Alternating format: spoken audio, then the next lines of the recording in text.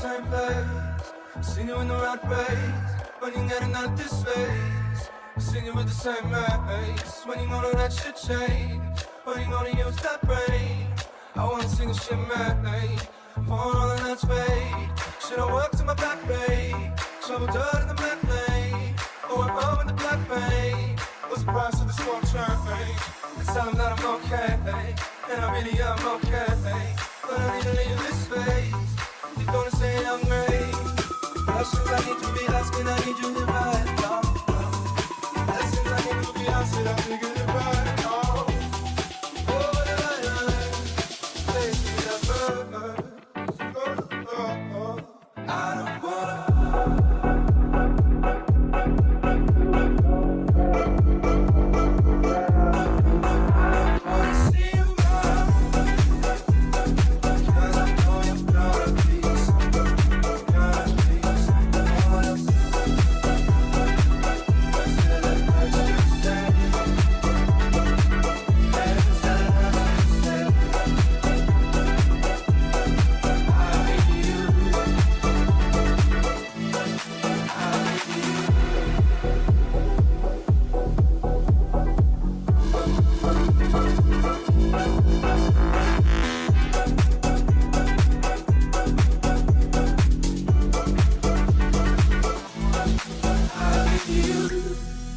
Along this earth, living life in reverse. I walk as it all turns, I watch as the shit burns. Oh, what have I learned? It pays to be there first, so I'm waiting for my turn to reach what we deserve. Oh no, no, no, I won't go back there no more. Oh no, no, no, you see my clothes on the floor. Oh no, no, no, you see I'm ready for war. Oh no, no, no, you know what I am here for. Take a chance at the plan, I'll be man-made to the made man. I take a chance at the plan, I'll be man-made to the made man. Oh, oh, oh, oh. Questions I have to be asking, I need to hear right now. I don't wanna be around. I don't want to be around. I don't want to be around.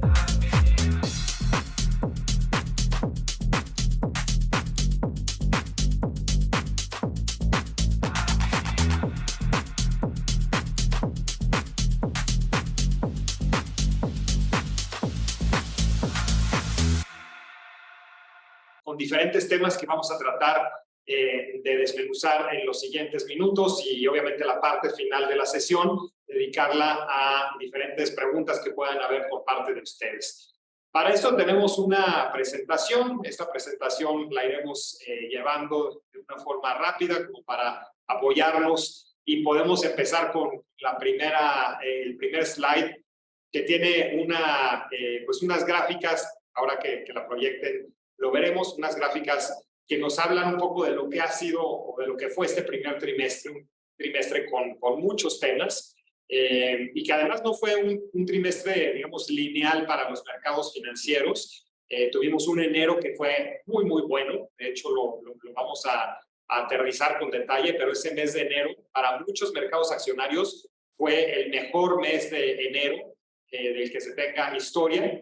Después continuamos con un mes de febrero ya un poco más complicado, donde hubo ya algo de toma de utilidades después de ese mes de enero tan favorable. Un mes de marzo que particularmente tuvo unas volatilidades muy importantes y bueno, lo que va del mes de abril, con una tendencia ya un poquito más calmada. Aquí lo que vemos en este primer slide, pues son diferentes fotografías, diferentes ilustraciones de lo que hemos tenido en estos primeros meses del año, iniciando por la parte izquierda arriba, pues lo que vemos, los banqueros centrales presentes en todo momento y como el año pasado, pues siendo protagonistas de lo que los mercados financieros van haciendo. Lo vamos a ver los bancos centrales, particularmente la Reserva Federal en Estados Unidos, el Banco Central Europeo, siendo los principales pues protagonistas de mucho ruido en el mercado. También en el caso del Banco de México y de algunos otros mercados, pues con esta tendencia, estas tasas que vemos ya de una forma muy alta, tratando de bajar lo que es inflación. Un poco más abajo vemos pues lo que es un renovado sentimiento pues de antagonismo entre China y Estados Unidos. La verdad es que esto no es algo nuevo, esto es algo que veníamos trayendo ya desde hace muchos años. Cuando viene COVID, claramente hay una pausa, pues China se retrae de una forma muy importante y no es hasta enero de este año que anuncian pues su reapertura completa al mundo después de prácticamente 3 años de estar cerrados por temas de COVID, en algunos casos un poco más estrictos, en otros menos, pero finalmente 2023 regresa a la normalidad y con esto también este tema de la pugna entre China y Estados Unidos por diferentes temas económicos, militares, pues regresa. Sabemos que este tema va a estar haciendo ruido. Un poco más a la derecha vemos entonces el tema Rusia-Ucrania, que definitivamente pues el año pasado probablemente fue el tema que más disrupción causó a los mercados financieros. Cuando explota esta guerra, recordemos que es un poco el detonante de unas inflaciones que terminan por ser históricamente altas para muchas economías, las inflaciones más altas en los últimos 30 o 40 años, y de ahí pues es donde venimos, donde estamos en este 2023 tratando de bajar esas inflaciones. El conflicto no ha parado y lamentablemente no se ve que tenga un fin próximo. Sin embargo, los mercados financieros ya han tratado de sobrellevar esto, particularmente el hueco que dejaron en la producción de muchos commodities, de muchos productos, pues ya está de una u otra forma solventada por algunos otros productores, y es así que hemos visto que en este 2023 el precio de muchos de estos productos, petróleo, gas, trigo, etcétera, han tenido caídas importantes. Finalmente, por allá arriba a la derecha vemos lo que ocurrió en marzo de este año, que fue lo que les comenté que generó una nueva oleada de volatilidad muy complicada. Pues la quiebra de algunos bancos en Estados Unidos, particularmente el Silicon Valley Bank, más algunos otros que también tuvieron que ser rescatados por parte del gobierno americano. Y en el caso de Europa, pues el caso muy sonado de Credit Suisse, con una historia muy diferente a la de los bancos americanos. Los bancos americanos en problemas realmente llegaron ahí pues por una combinación de las altas tasas de interés, salida de depósitos por parte de sus clientes. En el caso de Credit Suisse es una historia mucho más larga, de mucho más años, donde también hay un tema de una administración de riesgos complicada y que, bueno, que termina por detonar una crisis en este mes de marzo, cuando el accionista mayoritario, el banco saudí, que tiene más de 10% de las acciones de este banco, pues decide no capitalizar más a esta institución, Credit Suisse, y con eso, bueno, tiene que venir el rescate por parte del Banco Central Suizo. Esto es un preámbulo, digamos, de algunos de los temas que tuvimos, pero realmente en el centro de los mercados financieros siguen estando estos dos grandes temas de los que estuvimos hablando en 2022 y que no son tan diferentes en 2023. Primero que nada, el tema de inflación y, en segundo lugar, el crecimiento económico. Probablemente en este 2023 la diferencia es que este orden se invierte. El año 2022 el foco realmente estuvo en inflación. Sabíamos que el crecimiento económico tenía el potencial de generar algún ruido. En este año el foco realmente está en crecimiento económico y la parte de inflación, si bien está bajando y empieza a dejar, digamos, ese reflector al tema del crecimiento económico, no hay que perderle la huella porque definitivamente no estamos del otro lado en temas de inflación. Ha costado mucho que vaya a la baja, no solamente en México, sino en una buena parte del mundo. Y bueno, pues estos siguen siendo nuestros temas en los cuales los diferentes analistas siguen teniendo debates muy intensos. Vamos a pasar a nuestro siguiente slide para hacer un zoom en general a lo que han sido rendimientos de estos mercados en estos primeros meses. De hecho, los rendimientos que ven ahí van hasta el 21 de abril de este año.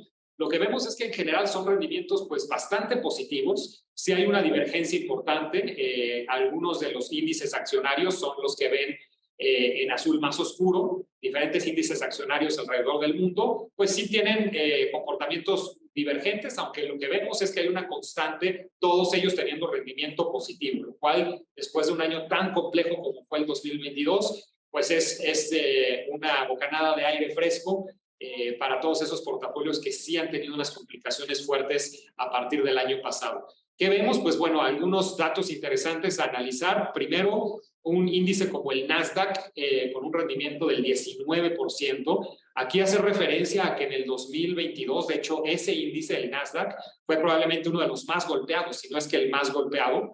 La caída en el 2022 de este índice fue del menos 33%, y lo que vemos es que en estos casi 4 meses ha recuperado 19%. Entonces, la recuperación realmente ha sido muy importante.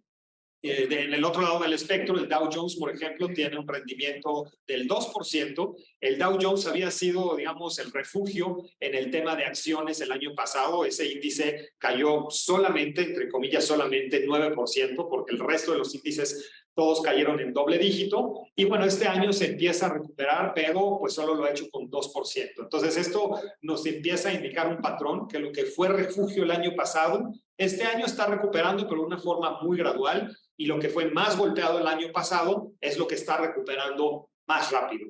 Eso creo que es algo que es interesante ver. Algunos otros análisis para hacer, pues claramente lo que vemos después del Nasdaq como mejor retorno, pues son los índices europeos. Por ahí tenemos el índice MSCI Europe, que ese es un índice que engloba muchos mercados europeos, pero por ahí también tenemos al DAX alemán, y vemos que son también índices que han tenido crecimientos muy importantes, 16.8% en el primer caso, 12.7% en el segundo, y esto también es bastante sorpresivo porque la región europea era una de las que más preocupaciones se tenía por parte de analistas en el 2022, y 2023 está probando ser una región muy resiliente y con una recuperación también bastante importante. No dejaría de mencionar el caso del IPC mexicano, la Bolsa de Valores mexicana, que ahí hay creo que también un comportamiento interesante. Si recuerdan, el año pasado también el IPC de México fue uno de los índices más resilientes. También cayó solamente, otra vez entre comillas, un 8%, superando por mucho a otros índices accionarios. Y este año, pues si bien no es el que mayor rendimiento ha tenido, pues sí es uno de los que está quedando con rendimiento de doble dígito positivo en estos 4 meses, 11.33% en estos 4 meses. Entonces, esto nuevamente nos habla de que el entorno para México en el relativo sigue siendo bastante bueno. El año pasado todo fue complicado, pero México fue de lo más resiliente. Este año que estamos viendo recuperaciones, México está a la cabeza de esas recuperaciones. La parte de renta fija, que tenemos ahí 2 índices en azul más clarito, 2 índices globales, también con recuperaciones, 2.16 el Barclays Global Aggregate, que es un índice que engloba toda la renta fija a nivel global, y el índice de JP Morgan de mercados emergentes de renta fija, también con un rendimiento del 1.60%. Son rendimientos, digamos, modestos. Claramente la parte de renta fija siempre estamos acostumbrarla a verla en términos anualizados. Esto es términos efectivos. Si lo anualizamos, el primer caso, el del Global Aggregate, es un rendimiento más o menos como del 7%, 8%.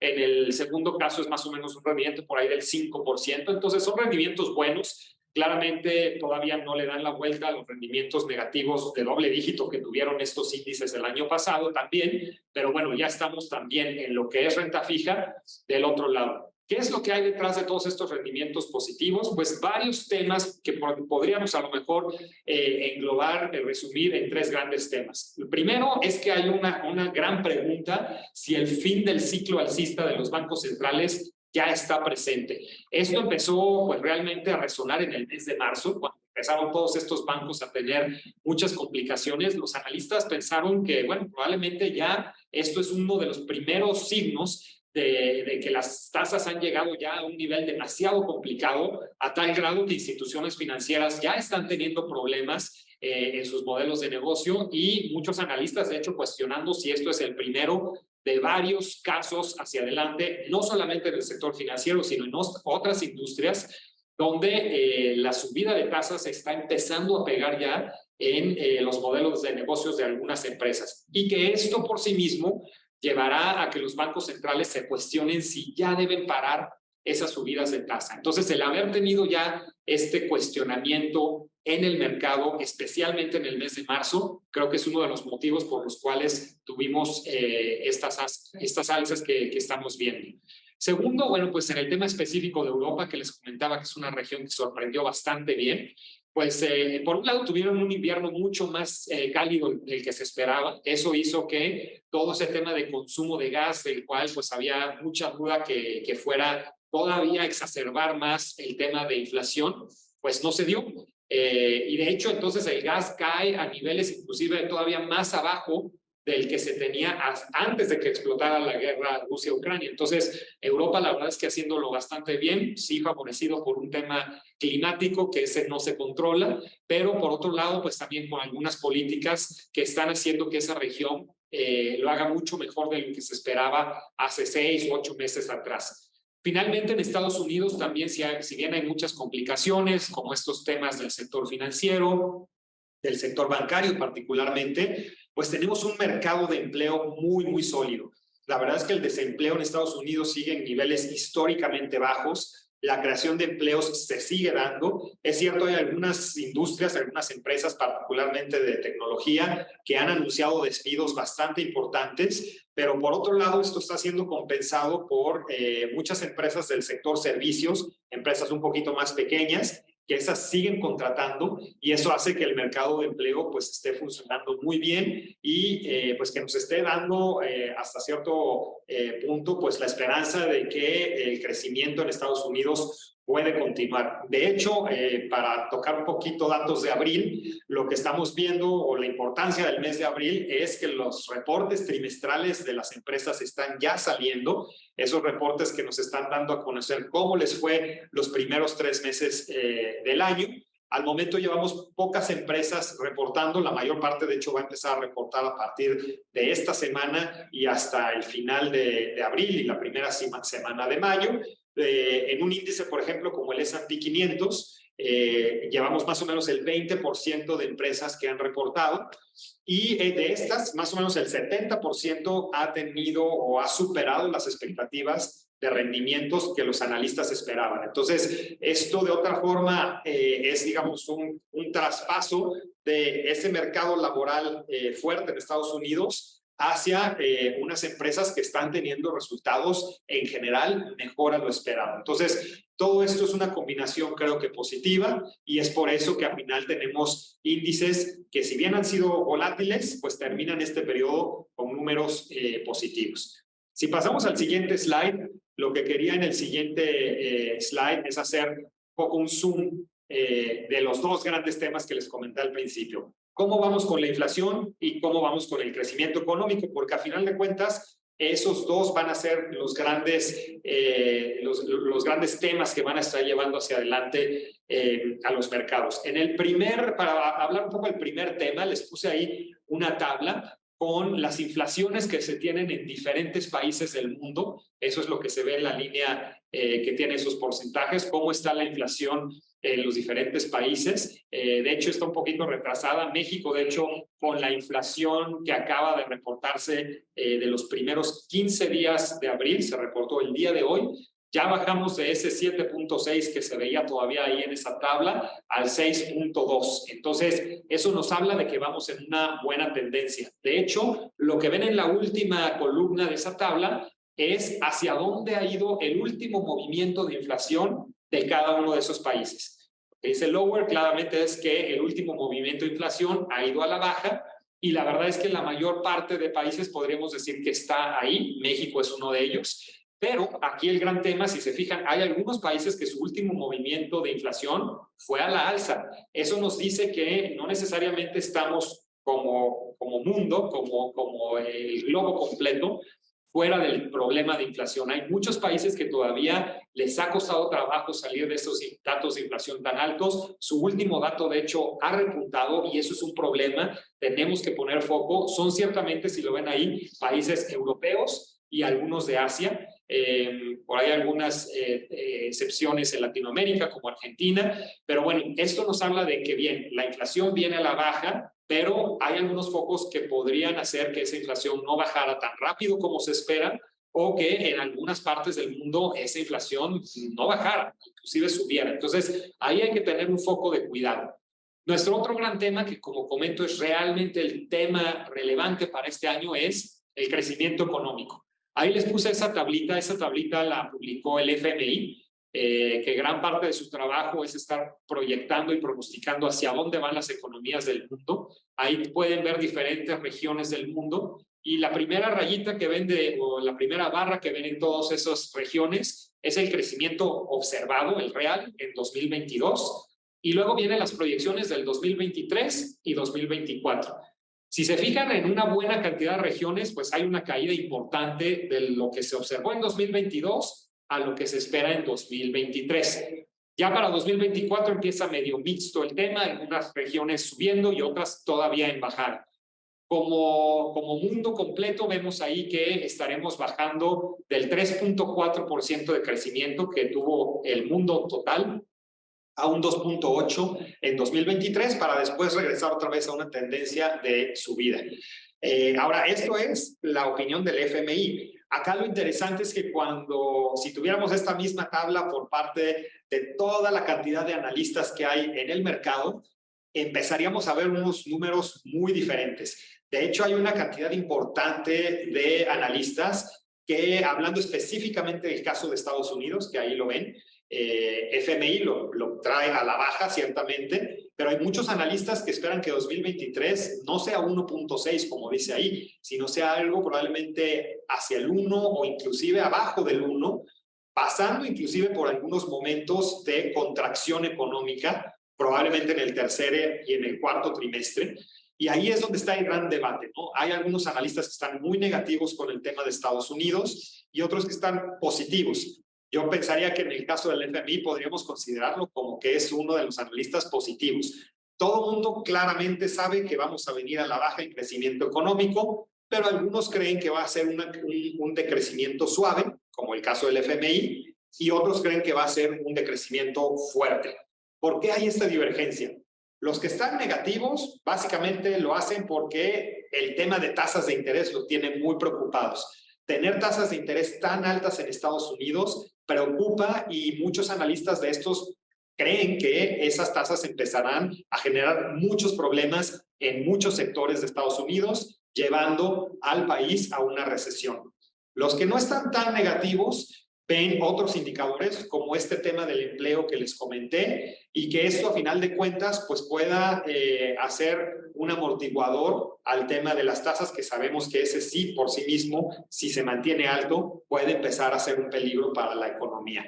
Entonces, bueno, pues aquí claramente vemos esto y lo que vamos a seguir en los siguientes meses analizando es cuál de estos grupos va a tener razón, porque las implicaciones para los mercados financieros van a ser muy diferentes en un caso y en otro.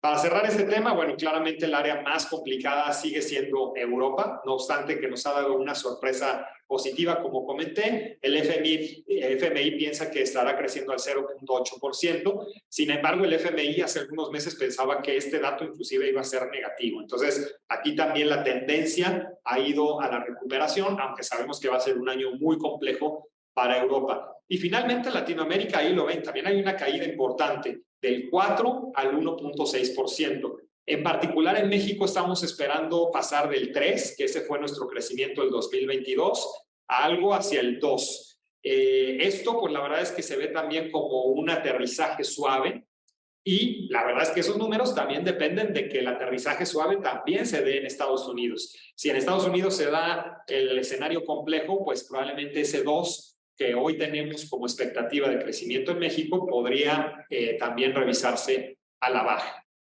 Vamos a pasar al siguiente slide, simplemente para recordarnos nuestro gran tema, los bancos centrales, porque con toda esta información que les acabo de dar, inflación por un lado, crecimiento económico por el otro, los bancos centrales tienen que tomar la decisión de qué van a hacer con las tasas de interés. Aquí, por ejemplo, seleccioné algunos extractos de la prensa donde en Estados Unidos ya están empezando algunos analistas a pensar que podría la Reserva Federal empezar a bajar más rápido de lo anticipado. Y ahí ven al señor Powell y un encabezado que dice, bueno, el último aumento de tasas fue más pequeño del que se tenía considerado inicialmente. ¿Será que esto ya abre la posibilidad de ver reducciones de tasas más pronto que tarde?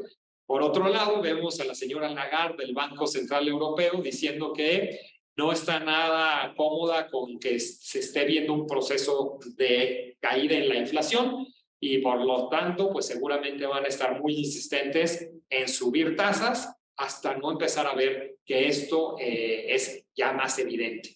Acá vemos finalmente pues dónde están muchos de los bancos centrales del mundo. Obviamente la mayor parte ha hecho subidas como su último movimiento, es lo que aparece ahí en la columna que dice hike por subida. Solamente hay 2 bancos centrales en el mundo que su último movimiento fue de bajada, Japón y China, que como también lo hemos comentado, también tienen unas dinámicas de inflación bastante diferentes a las del resto del mundo, donde no es un tema tan complicado como lo que vemos en Estados Unidos, en Latinoamérica o en Europa.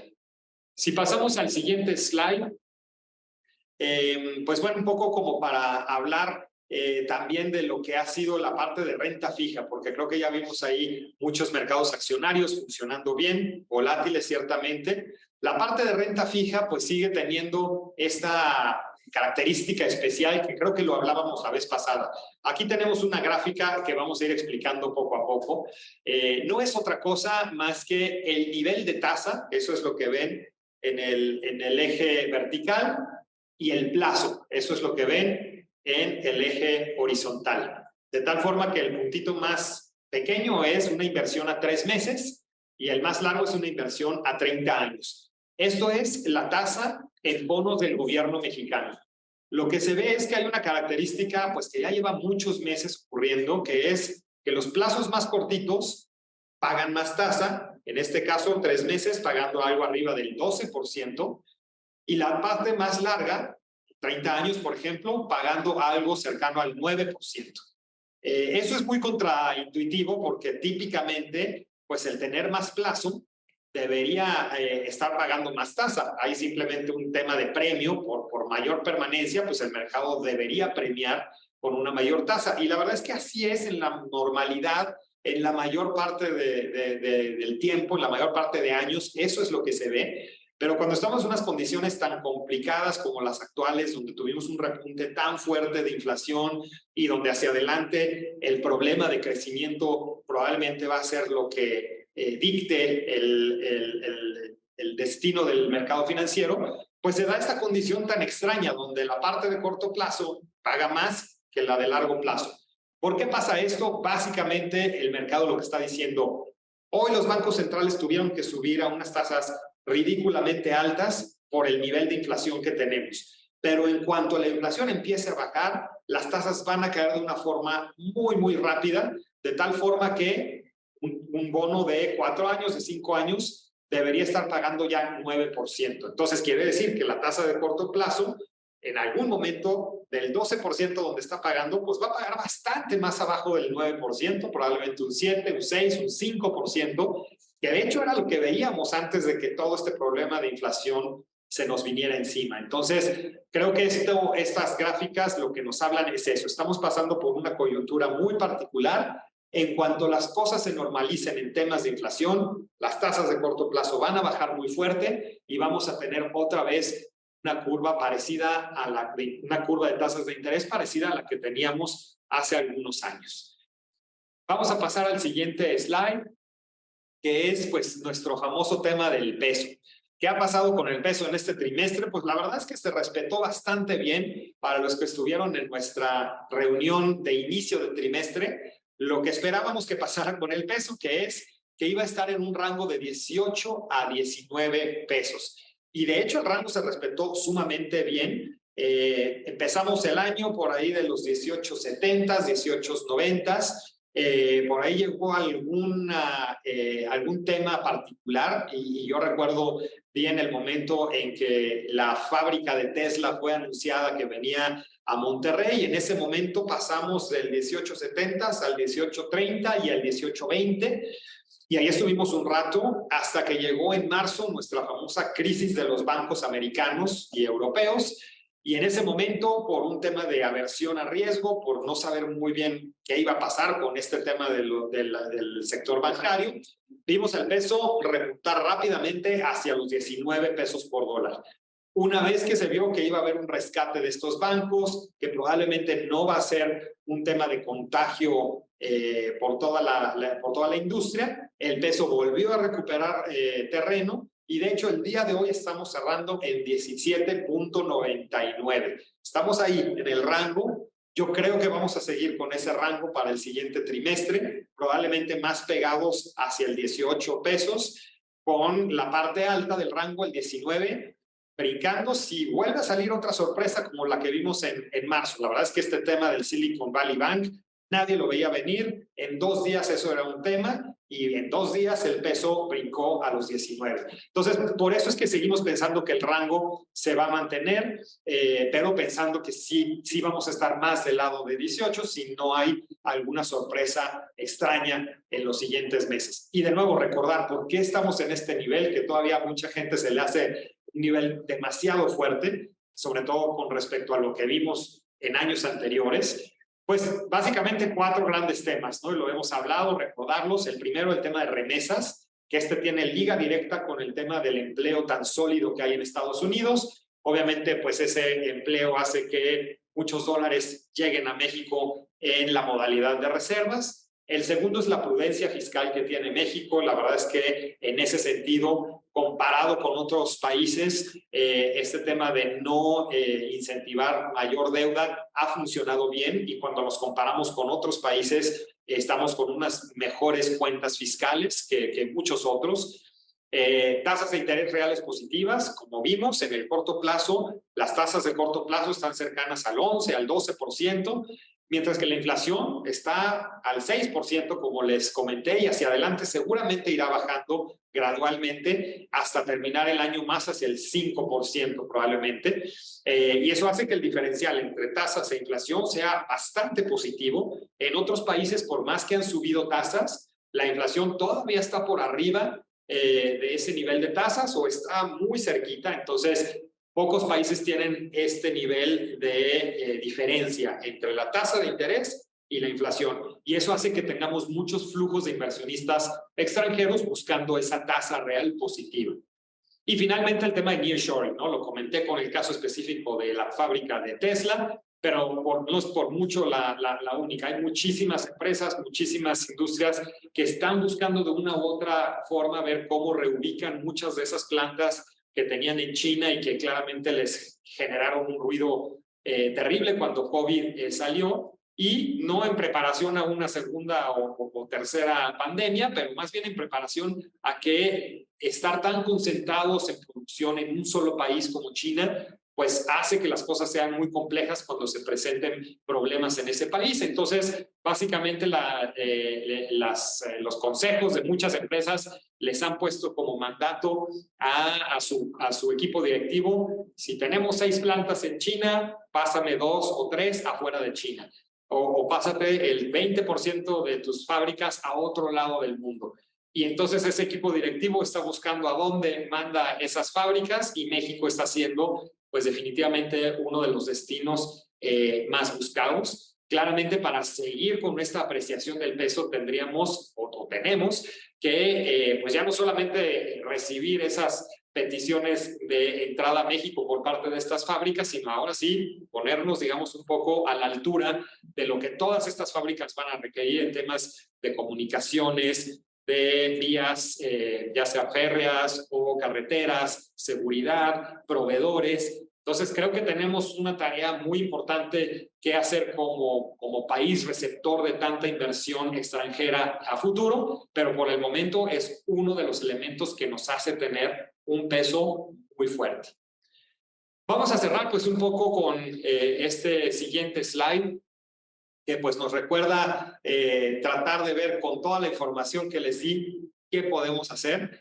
Finalmente, pues creo que la diversificación es lo más importante. Seguimos pensando que es muy importante diversificar ante tanta incertidumbre. Como lo vemos hoy, pues la parte de los mercados accionarios han tenido volatilidad, pero de una u otra forma nos están generando poco a poco retornos que están compensando lo perdido en el 2022 o las caídas del 2022. No tanto perdido, porque si nos mantuvimos, efectivamente lo que estamos viendo son recuperaciones. Y si invertimos además en esos momentos complicados del 2022, estamos evidenciando ganancias importantes. Entonces creo que el mercado accionario tiene el potencial de seguir dándonos noticias positivas. Claramente va a haber volatilidad, como la vimos en este primer trimestre, pero poco a poco y para esos recursos, para esos portafolios de largo plazo, creo que hace sentido. La parte de renta fija, afortunadamente, nos está dando unas tasas muy interesantes. Yo creo que van a durar poco tiempo, entonces hay que aprovecharlas, poniendo ese dinero también a trabajar en la parte de deuda o de renta fija. Creo que está teniendo un momento muy interesante esa parte de inversiones. El dólar probablemente para los que tengan inversiones en dólares o inclusive nuestros propios portafolios que tienen una partecita invertida en dólares, pues digamos que ha sido un poco el que ha decepcionado. Pero si tenemos una buena diversificación, pues esa decepción que nos ha traído la inversión en dólares, pues nos las ha más que compensado la deuda y las acciones. Creo que los dólares siguen haciendo sentido. De nuevo, si hay algún tema no esperado, complicado hacia adelante, también el primer trimestre nos dio evidencia de esto. Tuvimos 2 semanas muy complicadas en marzo con estas dudas tan grandes e incertidumbre del sector bancario americano y global, a final de cuentas. Y ahí rápidamente vimos que el que salía a protegernos fue el dólar. Después vino las protecciones por parte de los diferentes gobiernos y entonces ya el dólar volvió a perder su fortaleza contra el peso mexicano, pero fue un recordatorio de que si las cosas no salen del todo bien o salen algunas sorpresas complicadas, el dólar va a saltar ahí para compensar en los portafolios nuestras inversiones. Y bueno, finalmente, por recordar que cada uno de nosotros somos responsables de nuestro portafolio, somos responsables de hacer un análisis de cuáles son nuestros objetivos, para qué estamos ahorrando, a qué plazo estamos ahorrando y sobre eso entonces terminar por hacer la inversión más adecuada en los portafolios que tenemos disponibles para todos ustedes. Muchas gracias por haber estado con nosotros una vez más. Yo espero volverlos a ver por acá dentro de 2 meses ya prácticamente, porque este mes de abril se nos pasó muy rápido, para comentar lo que será seguramente este segundo trimestre, que arranca muy bien, pero bueno, tenemos que ir poco a poco viendo que las recuperaciones se den. Hay que tener paciencia, hay que tener disciplina como inversionistas y los veo por acá la siguiente vez. Buenas noches. ¿Hacia qué futuro vamos? ¿Cuáles son las nuevas tendencias para los próximos años? En un mundo globalizado, la tecnología y el planeta han tenido cambios radicales. Así surge un nuevo mundo, una nueva evolución, una gran transformación y surgen nuevas tendencias tanto para la humanidad como para el conjunto del planeta. Con Scandia viene algo diferente, pensamos y actuamos diferente. Ante los retos del cuidado ambiental y el entorno post-COVID, Scandia siempre busca innovar y sumarse a las tendencias globales en el mercado. En Scandia, creemos firmemente que ser parte de este cambio y de nuevas tendencias son la clave. Por eso, ratificamos nuestro compromiso con la sostenibilidad y la promoción de inversiones responsables a través del gran estreno y lanzamiento del portafolio Scandia Global Investment ESG y el lanzamiento de Scandia Global Tech, fondos de inversión que invierten en empresas de software, hardware, semiconductores. Cultivemos en inversiones más sustentables. Tomemos decisiones conscientes.